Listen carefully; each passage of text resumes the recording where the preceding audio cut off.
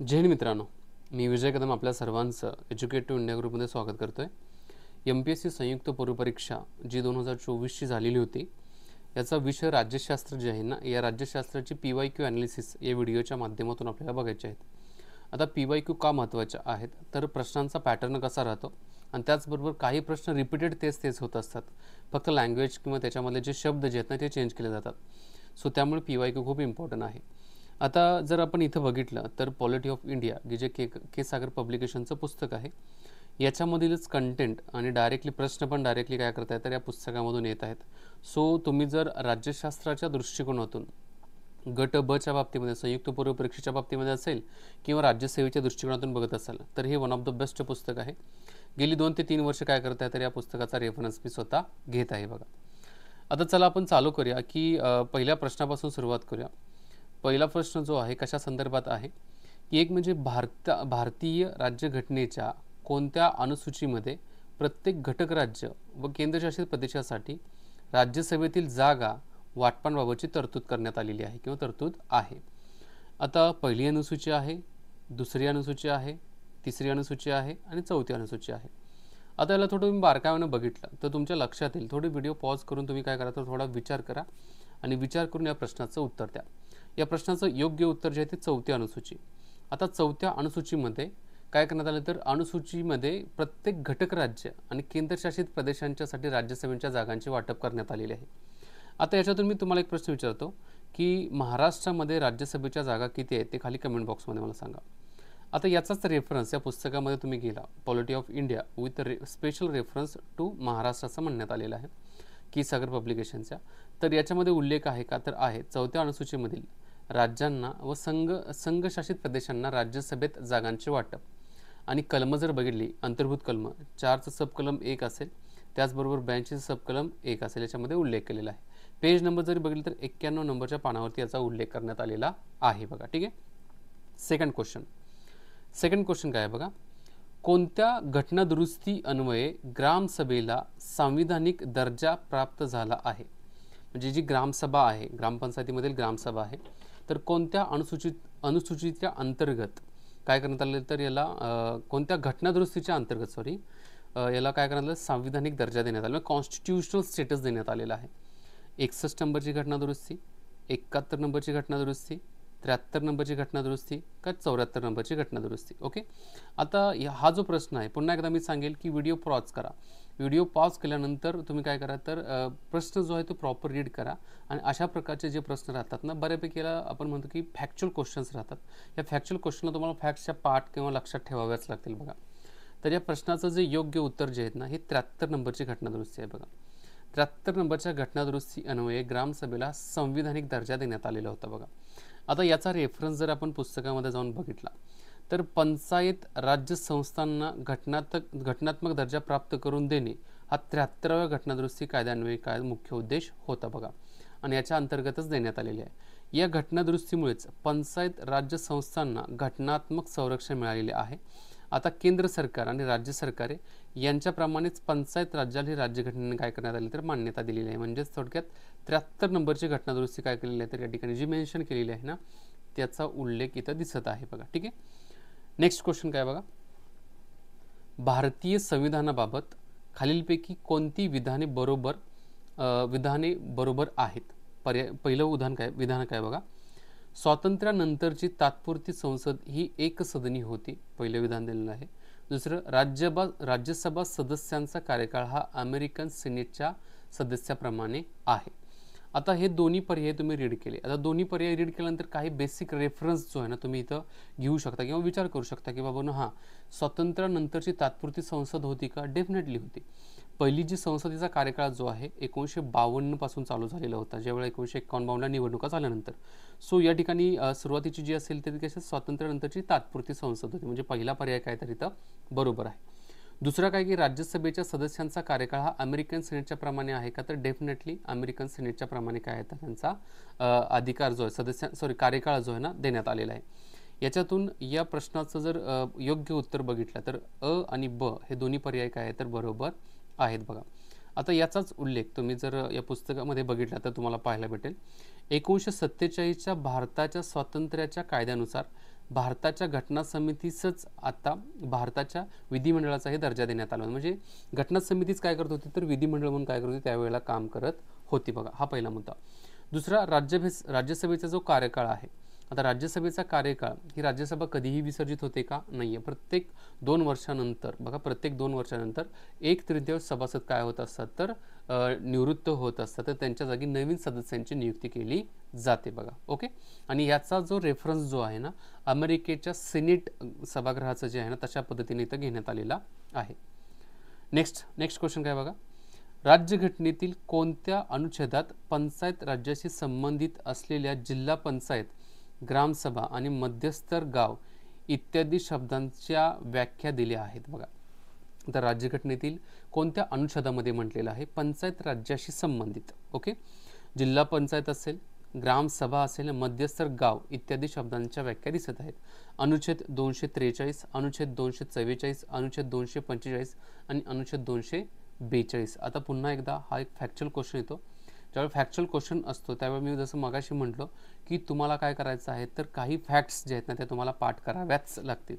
आता या प्रश्नाचं जर तुम्ही योग्य उत्तर जर व्हिडिओ पॉज करून बघितला तर काय आहे तर अनुच्छेद 243 याचं काय तर योग्य उत्तर आहे. याचा रेफरन्स तुम्हाला पुस्तकात मिळेल का तर डेफिनेटली बघा. या ठिकाणी 243 मध्ये पंचायत राज संबंधातलं काय तर हे कलम आहे, याच्यामध्ये व्याख्या देण्यात आलेली. बाकी 243A ग्रामपंचायत आहे, 243B पंचायतीची स्थापना असेल, 243C पंचायतीची रचना असेल, 243D जागांमध्ये आरक्षण असेल. असं तुम्ही काय करू शकता, ओव्हरऑल जो आहे या ठिकाणी देण्यात आलेले 243O पर्यंत बघू शकता. आणि हा रेफरन्स जो आहे हा 461 नंबरच्या पेजवरती आहे केसागर पब्लिकेशनच्या पुस्तकामधील बघा.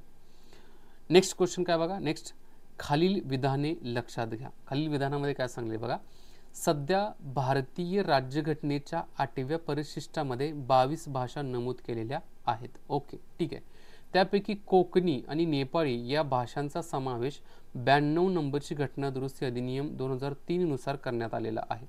आता या प्रश्नाचं योग्य उत्तर जे आहे, पहिला मुद्दा जो आहे तो की भारतीय राज्यघटनेमध्ये जे समाविष्ट करण्यात आलेल्या ज्या भाषा आहेत ना याच्यामध्ये 22 भाषा समावेश आहे का तर डेफिनेटली 8व्या परिशिष्टामध्ये 22 भाषा नमूद केलेल्या आहेत. म्हणजे ए पर्याय हा बरोबर या ठिकाणी दाखवला जात आहे बघा.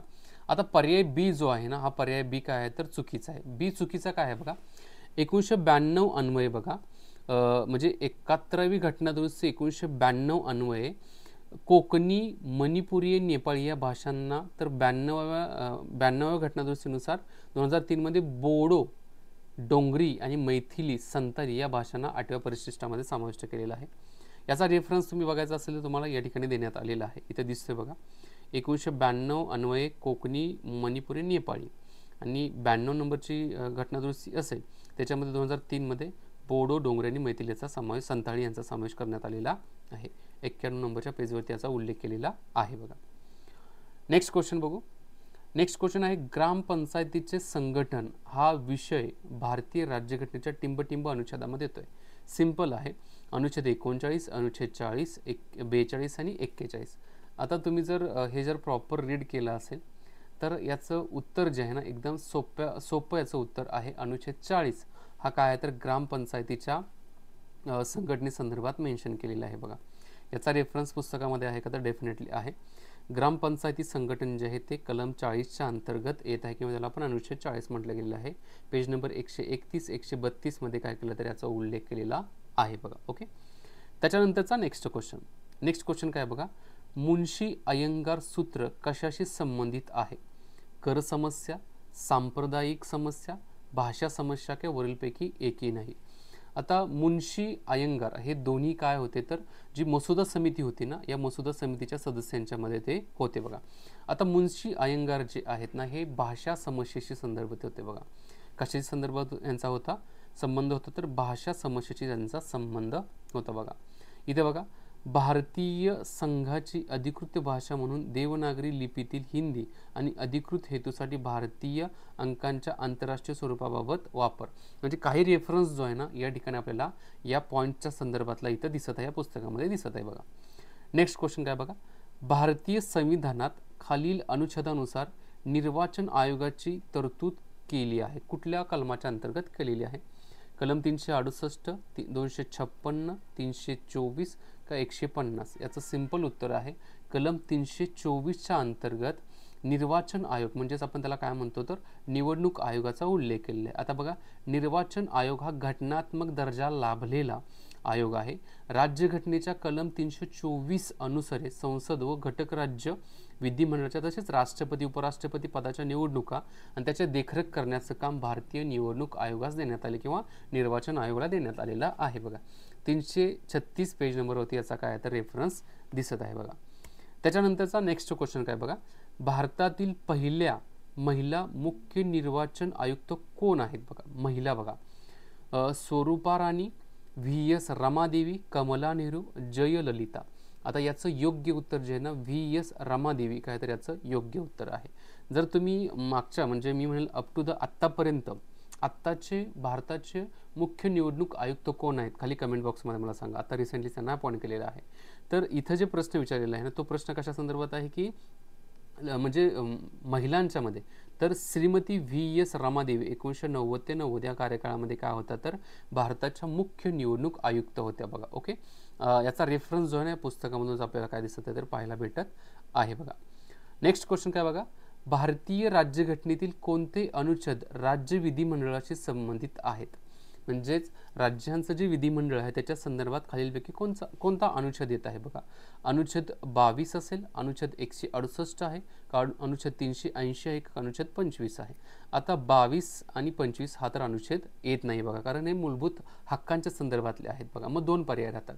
तर अनुच्छेद 168 जो आहे ना हा कशा संदर्भात येत आहे तर अनुच्छेद 168 हा राज्य विधिमंडळ जे आहे ना याच्या संदर्भात येत आहे. बघा ओके, याचाही रेफरन्स आपल्याला काय करता आहे तर या ठिकाणी दिसते. बघा काय म्हटलेलं आहे, राज्यघटनेच्या 168व्या कलमान्वये काही घटक राज्यात कायदेमंडळाच्या एका सभागृहाच्या तर इतर काही घटक राज्यात कायदेमंडळाच्या 2 सभागृहाच्या स्थापनेची तरतूद करण्यात आलेली आहे. बघा म्हणजे 168व कलमाच्या संदर्भात येत आहे. ओके, त्याच्यानंतरचा नेक्स्ट मुद्दा बघा, नेक्स्ट क्वेश्चन काय आहे, राज्याच्या महाधिवक्तेची निवड करण्याचा अधिकार खालीलपैकी कोणाला आहे? सिंपल आहे या प्रश्नाचं उत्तर. एक मुख्यमंत्री पर्याय आहे, 2 राज्यपाल, तिसरा राज्य निर्वाचन आयुक्त, राज्य लोकसेवा आयोग. तर राज्यपालांच्या माध्यमातून राज्याच्या महाधिवक्तेची निवड जी आहे ना केली जाते. बघा इथं बघा, प्रत्येक राज्याचा राज्यपाल उच्च न्यायालयाचा न्यायाधीश म्हणून नियुक्त होण्यास पात्र असलेल्या व्यक्तीला काय केलं जातं, राज्याचा महाधिवक्त्यालाच ॲडव्होकेट जनरल ऑफ स्टेट असं म्हटलं जातं, निवड केली जाते. आणि याच्या संदर्भातलं कलम 165 देण्यात आलेलं आहे. ओके, आणि पेज नंबर जर बघितले 289च्या पेजवरती या पुस्तकाच्या याच्या संदर्भात माहिती देण्यात आलेली आहे. नेक्स्ट क्वेश्चन काय बघा, खालीलपैकी कोणत्या राज्यात द्विग्रही विधिमंडळ आहे? आता सगळ्यांना माहिती आहे आंध्र प्रदेशमध्ये आहे. सो आंध्र प्रदेश या ठिकाणी दिसतंय. इथं आंध्र प्रदेश कुठं आहे का? या ठिकाणी आंध्र प्रदेश नाही दिसत आहे. या ठिकाणी पण आंध्र प्रदेश कुठं दिसत नाही. हे 2 पर्याय गेले. बिहारमध्ये आहे का तर हो बिहारमध्ये आहे, आंध्र प्रदेशमध्ये आहे. कर्नाटकमध्ये आहे का? कर्नाटकमध्ये पण आहे. आता गुजरातमध्ये हा नाही आहे, म्हणजे हा पर्याय नाही येत आहे. म्हणजे योग्य पर्याय कुठला आहे? आंध्र प्रदेश, बिहार, कर्नाटक, महाराष्ट्र, तेलंगणा आणि उत्तर प्रदेश या राज्यांच्या मध्ये द्विग्रही म्हणजे काय असतं, एक विधानसभा असेल, विधानसभा आणि दुसरं जे आहे ते कुठली तर विधान परिषद, दुसरी काय ते तर विधान परिषद यांचं सहअस्तित्व असतं, त्याला द्विग्रही म्हणण्यात आलेलं आहे. पुस्तकामध्ये उल्लेख आहे का तर आहे. कलम 168 अन्वये देशात बिहार, कर्नाटक, महाराष्ट्र, उत्तर प्रदेश, आंध्र प्रदेश, तेलंगणा या 6 राज्यांमध्ये 2020 अखेरची माहिती या ठिकाणी देण्यात आलेली आहे की इथं काय आहे तर विधान परिषदा आहेत. कलम 168 येत आहे आणि पेज नंबर बघितलं तर 315च्या पेजवरती याचा उल्लेख केलेला आहे. बघा नेक्स्ट क्वेश्चन काय बघा, घटनेतील अनुच्छेद 154 प्रमाणे घटनेने राज्यांचे सर्व कार्यकारी अधिकार कोणाकडे सोपवलेले आहेत? मुख्यमंत्र्यांच्याकडे, राज्यपालांच्याकडे, उच्च न्यायालयाचे न्यायाधीश असतील किंवा विधानसभेचे सभापती असतील. बघा घटनेतील अनुच्छेद 154च्या अंतर्गत, आता अनुच्छेद 154च्या अंतर्गत जर तुम्ही बघितलं तर कुणाकडे म्हणजे तुम्हाला काय वाटतं की कोणाकडे हे अधिकार सोपवले असतील? सिंपल याचा आहे, तुम्ही जर प्रॉपर याच्या बाबतीमध्ये अभ्यास केला असेल कार्यकारी अधिकार वेगळे येत आहेत. बघा आता कार्यकारी अधिकार असतील तर ते कोणाकडे सोपवण्यात आलेले आहेत, तर ते राज्यपालांच्याकडे सोपवण्यात आलेले आहेत. कोणाकडे? राज्यपालांच्याकडे सोपवण्यात आलेले आहे. रेफरन्स या ठिकाणी देण्यात आलेले आहे बघा. प्रत्येक राज्याला एक राज्यपाल असेल, कलम 153च्या अंतर्गत. राज्याचा कार्यकारी अधिकार राज्यपाल असेल बघा, 154च्या अंतर्गत म्हणण्यात आलेले आहे. राज्यपालांची नियुक्तीच्या बाबतीमध्ये कलम 155 आहे. राज्यपालांचा कार्यकालावधी किंवा पदावधी 156 कलम आहे. राज्यपाल म्हणून नियुक्तीसाठी पात्रता जी आहे ना 157 नंबरमध्ये आहे. राज्यपालाच्या पदाच्या शर्ती ज्या असतील 158 मध्ये, शपथ असेल तर 159 मध्ये, आणि आकस्मिक प्रसंगी राज्यपालांचे कार्य पार पाडण्याविषयी राष्ट्रपतींनी केलेली तरतूद असेल तर कलम 160 मध्ये मेन्शन करण्यात आलेले आहे. नंतर शिक्षेस माफी देणे, शिक्षा कमी करणे किंवा राज्यपालांच्या अधिकारांच्या विषयी माहिती देणे कलम 161 मध्ये. कलम 163 कशा संदर्भात आहे? राज्यपाला सहाय्य करण्यासाठी, सल्ला देण्यासाठी मंत्रिमंडळ कलम 163च्या अंतर्गत येते. आणि 166 मध्ये शासनाचे कामकाज हे राज्यपालांच्या नावाने काय केलं जातं, तर चालत असतं बघा. ओके, नेक्स्ट 14 नंबरचा प्रश्न काय बघा. जिल्हा न्यायाधीशाची नियुक्ती टिंबटिंबद्वारे होते. उच्च न्यायालयाचे मुख्य न्यायाधीश, राज्य लोकसेवा आयोग, राज्याचे मुख्यमंत्री, राज्याचे राज्यपाल. आता जिल्हा न्यायाधीश जे आहे ना, यांची नियुक्ती जी आहे हे कोणाच्या माध्यमातून केली जाते. तुम्ही जर पंचायत राजच्या बाबतीमध्ये किंवा येऊन दो या पुस्तकाचा काही रेफरन्स, शेवटचा जर रेफरन्स तुम्ही बघितला तर तुमच्या लक्षात येईल की जिल्हा न्यायाधीश जे आहे ना, त्यांची नियुक्ती जी आहे राज्याच्या राज्यपालांच्या माध्यमातून केली जाते बघा. म्हणजे राज्याचे राज्यपाल या ठिकाणी हा पर्याय जो आहे यांच्या माध्यमातून केली जाते. जिल्हा पातळीवर न्यायाधीशांची नेमणूक राज्यपाल करतात. नेमणूक करताना त्या त्या घटक राज्याच्या उच्च न्यायालयांचा न्यायाधीश जे असतात ना, न्यायालयाचे न्यायाधीश, त्यांचा सल्ला या ठिकाणी घेतला जातो बघा. ओके, शेवटचा प्रश्न. घटनेच्या कोणत्या अनुच्छेदामध्ये प्रत्येक उच्च न्यायालय हे अभिलेख न्यायालय असेल असे स्पष्ट करण्यात आले आहे किंवा स्पष्ट सांगलेलं आहे? अनुच्छेद 215, अनुच्छेद 216, अनुच्छेद 217, अनुच्छेद 218. आता खूप फॅक्च्युअल प्रश्न झाला, म्हणजे एवढा फॅक्च्युअल आहे की तुम्हाला हे पाठ करण्याशिवाय पर्यायच नाही आहे. तर याचं योग्य उत्तर जे आहे ना, ते उत्तर कुठलं आहे, तर अनुच्छेद 215 हे काय आहे, तर प्रत्येक उच्च न्यायालय हे अभिलेख न्यायालय असेल असं स्पष्टीकरण त्याच्यामध्ये देण्यात आलेलं आहे. पुस्तकाला रेफरन्स बघितला तर या ठिकाणी बघा 215 उच्च न्यायालय हे अभिलेख न्यायालय असणे 215 या कलमामध्ये सांगण्यात आलेले आहे बघा. राज्यासाठी उच्च न्यायालय असणे हे कलम 214 मध्ये मेन्शन करण्यात आलेले आहे. 216 काय म्हणत आहे? उच्च न्यायालय घटित करणे हे 216 मध्ये आहे. आणि उच्च न्यायालयाच्या न्यायाधीशांची नियुक्ती आणि त्या पदाच्या शर्ती जे 217 मध्ये मेन्शन करण्यात आलेलं आहे. या पुस्तकातील 273 नंबरच्या पेजवरती याचा उल्लेख केलेला आहे. म्हणजे बऱ्यापैकी या पुस्तकाच्या माध्यमातून तुम्ही जर अभ्यास केला तर तुमचे बरेचपैकी प्रश्नांची उत्तरं सुटतील. आणि अशा प्रकारच्या प्रिव्हियस इयर क्वेश्चन पेपरचा प्रॅक्टिस केला तर डेफिनेटली तुम्हाला येणाऱ्या परीक्षांच्यासाठी त्याचा बेनिफिट होऊ शकतो बघा. ठीक आहे, अशा प्रकारच्या नंबर ऑफ व्हिडिओसाठी चॅनलला सबस्क्राईब नक्की करा. मी या ठिकाणी थांबतो. जय हिंद मित्रांनो.